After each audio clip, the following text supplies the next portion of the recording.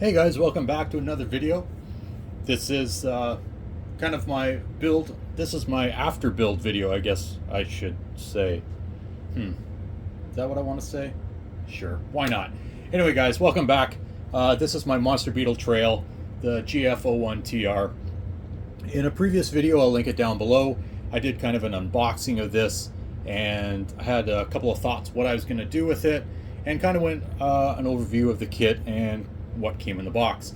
There's been a lot of reviews on that, so I decided to do one on my own, just kind of give it my own spin. And as we're looking at right now, this guy is all done and complete.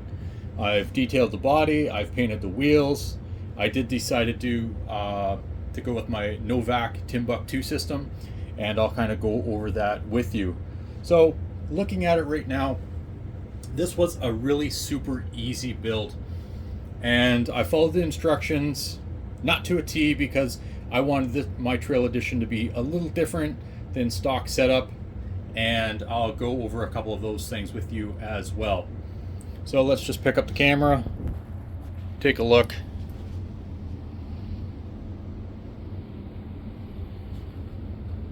Aesthetic wise, I decided to get rid of the orange wheels and I went white. I saw a YouTube video of someone that did that. I thought it turned out really, really well.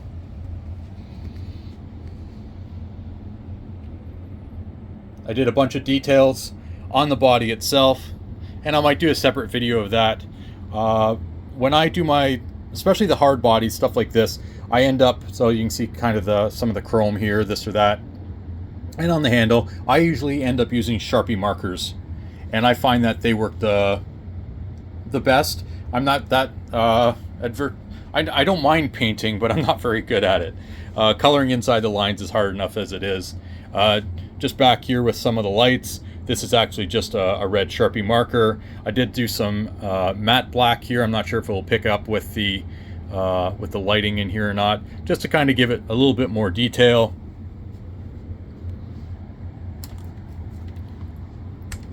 Even when you take a look at the front, I got the actual headlights themselves. Oops, let's get my hand out of there so it can focus. The headlights themselves are actually gold, and I did put a black ring around it just to kind of so you can tell the difference between the actual chrome ring accent and the headlight itself. So you can get that a little closer there. And I did the same also with that. So again, it's just the little things, but I think it makes it look a lot better. I also just used a marker, brought that in black, and it turned out quite well.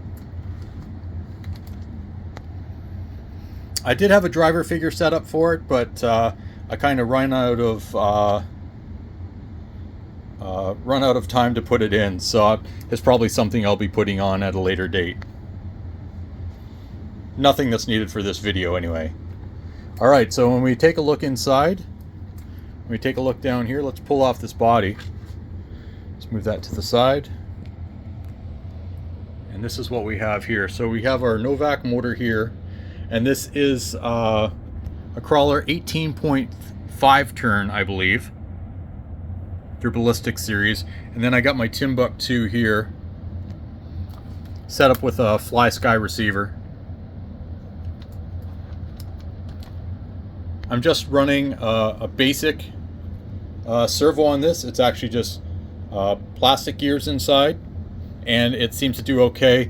Now, since I am running lock diffs on it and the bigger tires, I think I would like to get something that's a little stronger and a little bit more speedy. So I am running the wheelie bar on the back just for the fact that it does still tend to move up and down, or not up and down, tilt backwards and wants to roll over on its roof a lot. So I'm just going to kind of go over some of the things that I did to the kit. I can't really show you some of these, so I'll just bear with me. I'll just kind of point them out and you'll listen to me ramble on. In the front diff and the back diff, they actually have it so you put putty in there. So they're suggesting one roll of putty, 5 millimeters by 5 millimeters, one roll of putty in the front and one in the back. And what I did is I actually put 2 in the front and 3 in the back. I find that you can still turn it a little bit, but I want it to be more like a lock diff, more like a proper crawler setup. So I've done that, and that makes a really, really big difference. But the front tires do really, really scrub when it turns. You'll see that in a later video, but the front tires do scrub a lot just because they are so wide and they're getting quite a bit of traction. The tires themselves are nice and soft. They already have holes in the wheels themselves, so it gives it nice breathing. I didn't bother putting any foams in. Also with the suspension itself, I don't know if you can see that, but it's nice and easy. These are just the friction dampeners, and all I did was assemble them. I didn't put any of the tube that you're supposed to, the limiting tube, so it only goes up and down so much. I found that the articulation on this actually works out quite well. So I'm quite happy the way that turned out. And going over bumps and stuff like that, you can especially see all the suspension working, and it's not being limited at all.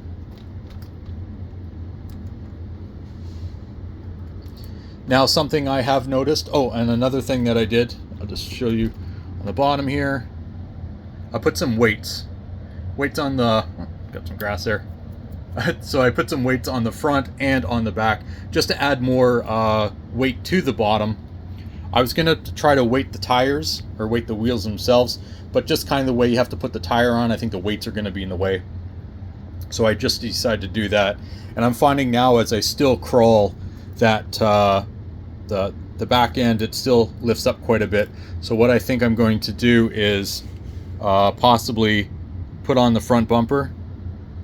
Let me try to do that. Oh, I can't do that without the springs. So spring 1, spring 2. This is exciting. And so what I think I'm going to do is put some more weight and just tape that on there like that, because they are sticky weights. And I think that with that, it's going to give it a little bit more weight, so it will be a little bit more front heavy. But all in all, it was a really fun kit to build. No problems with it whatsoever. Typical Tamiya. It worked really, really well, and I can't get over how nice it drives. I'll have a video of that coming up, but I just wanted to give a build video or impressions of what it was like to build. And I got in a rush, so I ordered some bearings through AliExpress. They just came today, and I finished this just the other day. So luckily I had most of the bearings that I needed. I did leave some of the bushings in there, which maybe someday I'll pull out. To be honest, I probably won't. But the bushings are in the steering shaft itself. They're in the center, and then just for the idler gears, for the differentials there. What am I trying to say? Differentials.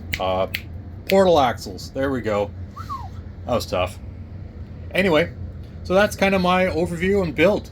There will be a running video soon, and so I can show you some of what it's capable of. I'm really happy with how it turned out. It's not the fastest crawler in the world, but most crawlers aren't supposed to be fast. I was hoping for a little bit more speed, but this Novak Timbuktu actually has a little turbo on it. So once you get up to full speed, it's there for a couple of seconds and it kind of kicks in. And yeah, it does make quite a difference. For trail walking, it will outrun you, so it's good enough that way. And I'm really looking forward to getting this out on the trails. I'm just slowly working in the on my back track. I'm laying down a little crawler course there, so I can also take some video of it there. So anyway, thanks for watching. Don't forget to hit the like button and the subscribe button if you like this content. Take a look at my other video on the unboxing if you're interested in this.